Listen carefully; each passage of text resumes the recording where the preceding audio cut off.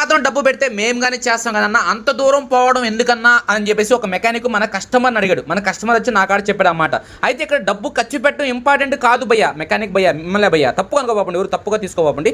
డబ్బు ఖర్చు పెట్టడం ఇంపార్టెంట్ కాదు, కస్టమర్ ఆ పని చేసే విధానం మనకు తెలియనప్పుడు కస్టమర్ ఎంత డబ్బు ఖర్చు పెట్టినా వేస్టే. ఎందుకు ఈ స్టోరీ అంతా మీకు చెప్తాను. ఇక్కడ చూడండి, ఈ బండికి కస్టమర్ లాస్ట్ టైం మన వీడియోస్ అనేది ఫాలో అవుతారు. అయితే ఆ మెకానిక్ ఇక్కడ స్టే బుష్లు వేయించాడు. అయితే మనం వేసినట్టే 2 స్టే బేరింగ్లు అయితే వేసాడు.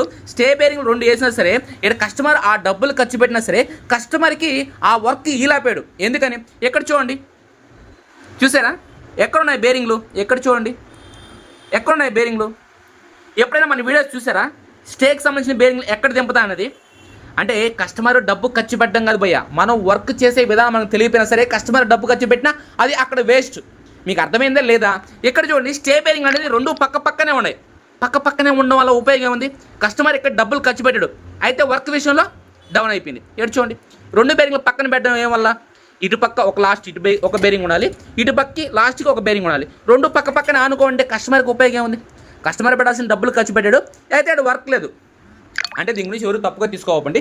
జస్ట్ ఏదైతే ఆ మెకానిక్ కస్టమర్ అడిగాడో ఆ మాత్రం డబ్బు ఖర్చు పెడితే మేము కానీ చేయగలుగుతాం. అంటే మీ కాడ వర్క్ లేనప్పుడు ఆ డబ్బు ఖర్చు పెట్టినా సరే వేస్టే కదా, ఇలాగ అయిపోతుంది కదా.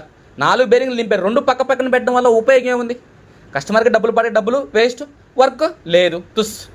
ఓకేనా, తప్పుగా ఎవరు అనుకోవండి. ఓకేనా, థ్యాంక్ యూ.